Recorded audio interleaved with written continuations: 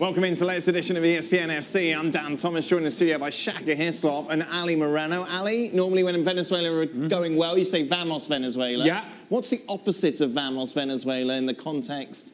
I don't say anything. No, just silence. Silence. Silence. Yes. Silence speaks for itself. Silent and disappointment. And disapproval. That would, of course, continue on Friday night. Argentina winning by 3 goals to 0.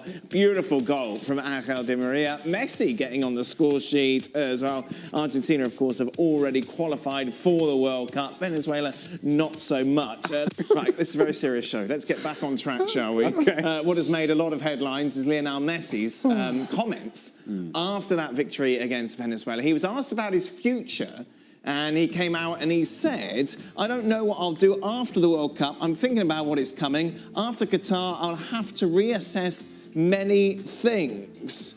Gab, doesn't he have a contract to PSG? Yeah, and I think that's one of the things that he might be reassessing. I mean, I'm assuming he was talking about his international career since he was with Argentina and whatnot. But, you know, clearly there's a real world business perspective to this. And with the sort of wages he's on at Paris Saint-Germain, if Messi goes to them and says, guys, I don't really feel like playing anymore because, say, I've just won the World Cup in Qatar. You know, I want to finish. I want to go home. I want to leave. You guys don't need to pay me the rest of my contract and I won't pay. I'm pretty sure that he could work out some sort of deal. Is that scenario feasible, Ali, do you think? For him to walk off? Yeah. If the scenario included a win with Argentina at the World Cup in Qatar, absolutely, I think that's a feasible scenario, and I think it's a realistic scenario for Lionel Messi. What other way would you want to walk out of the game if it's not by winning the World Cup? I just don't know that they're going to win it, and then that's the reassessing of Lionel Messi is going to continue. Back-to-back Ligue 1 trophies as well. Could be quite the alert. That'll do it. That'll do it. I think the reassessing for Lionel Messi is going to be on both fronts, both on the international level with Argentina and certainly in what he does at club football as well. I think he wants to find some joy and happiness somewhere, and he's not finding that at PSG right now. But isn't it a 2-year contract? Yes. So by the end of the World Cup, he's got January transfer window, 6 months, he could start negotiating to walk away at the end. So you understand why he's kind of setting that as a target line. I don't see anything overly egregious or surprising. If he wins the World Cup, lifts up his shirt and it's got, who's the GOAT now, Shaka?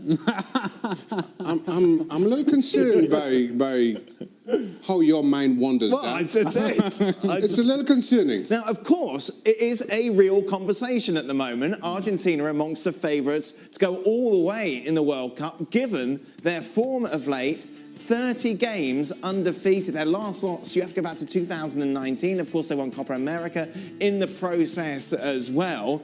You look at the World Cup odds, look how the bookies have them set. 10-1. Brazil are favourites, France, England, Spain, Germany. So Argentina coming in at 6th favourites. 10-1 looks quite generous, doesn't it, Ali, for a side that have got so much good form going into the tournament? Absolutely it does. And if you are a betting man, as you are, Dan, this is good value for Argentina. Look, Argentina has something that most other teams going into the World Cup do not have, and that is a team structure and a team identity that is well defined. For many years, the shortcomings of Argentina were, well, we're going to give the ball to Lionel Messi, and he's going to figure it out for us. Now, there is a concept of teamwork around Lionel Messi, which he's obviously a key contributor. He's still a critical part to Argentina. But the things that are going around him and the structure of the team defensively, the work that has been done through the midfield, and then the options in the attack around Lionel Messi, not just dependent on Messi, but around Lionel Messi, make this team the complete group that they are. And that's why they should be favorites going into the World Cup. Certainly not 6 favorites, much higher than that, I believe. What do you think, Don? Oh, I don't think much higher than that.